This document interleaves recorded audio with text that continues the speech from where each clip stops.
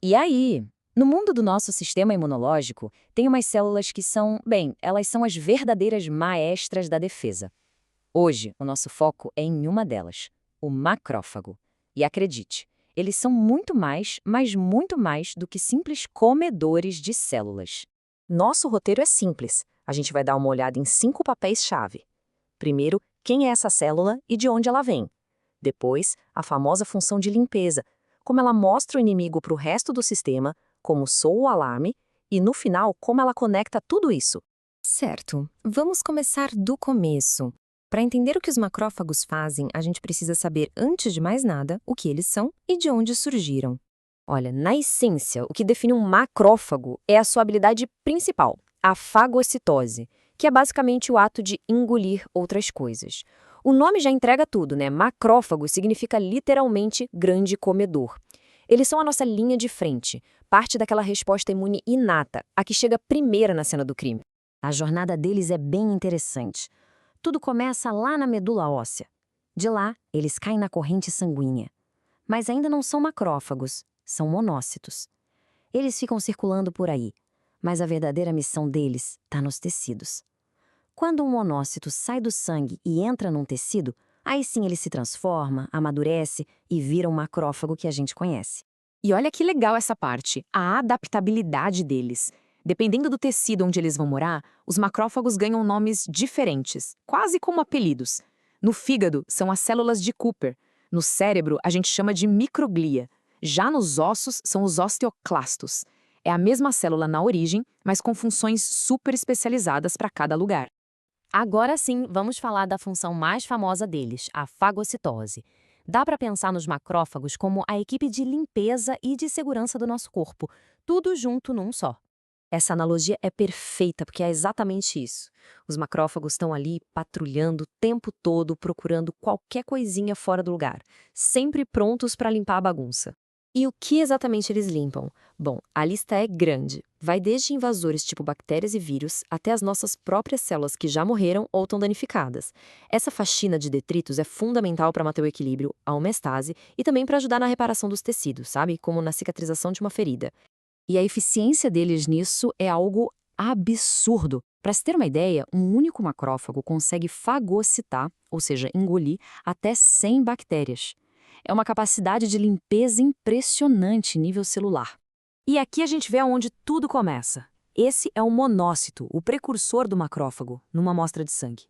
É essa célula que vai migrar para os tecidos e se transformar naquela sentinela superpotente que mantém tudo limpo e funcionando direitinho. Mas o macrófago não só destrói o inimigo, ele também é um informante. Depois de engolir o invasor, ele basicamente cria um cartaz de procurado para avisar todo o resto do sistema imune. É por isso que eles são chamados de células apresentadoras de antígenos profissionais.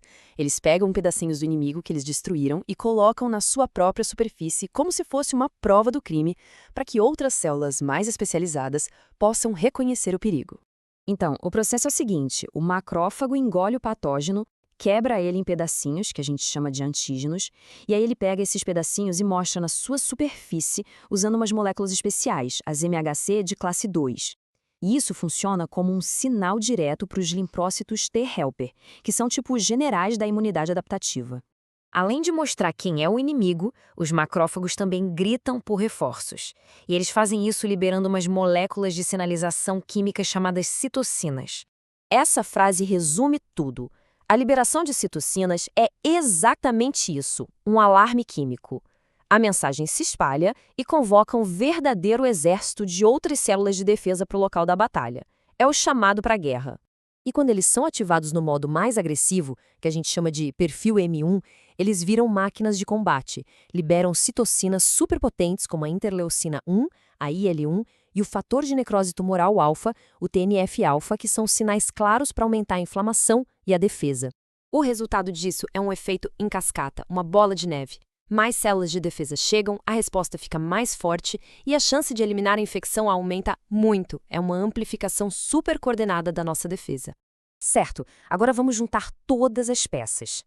Todas essas funções colocam o macrófago num lugar muito especial. Ele funciona como uma ponte entre as duas grandes divisões do nosso sistema imune. Porque, veja bem, de um lado a gente tem a imunidade inata, que é rápida, geral, a primeira a agir. Do outro, a imunidade adaptativa, que é mais lenta, mas é super específica e cria memória. São dois sistemas diferentes que precisam conversar. E é exatamente aqui que o macrófago se torna o protagonista. Ele é o elo de ligação. Com a fagocitose, ele está agindo na resposta inata. E com a apresentação de antígenos, ele está ligando a chave para a resposta adaptativa. Ele literalmente faz a ponte entre esses dois mundos. E aqui fica claro por que ele é multifuncional. Ele limpa o campo de batalha, que é uma ação da imunidade inata, ele identifica o inimigo para as tropas de elite, fazendo a ponte para a adaptativa, e ele coordena o ataque com as citocinas, influenciando as duas. Um verdadeiro maestro da nossa defesa. Para a gente fechar, fica uma reflexão importante. Essa mesma célula que nos protege com tanta eficiência pode, quando desregulada, se voltar contra nós e contribuir para doenças.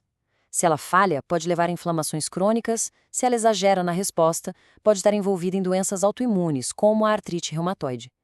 Isso só mostra o equilíbrio delicado que os macrófagos precisam ter para nos manter saudáveis.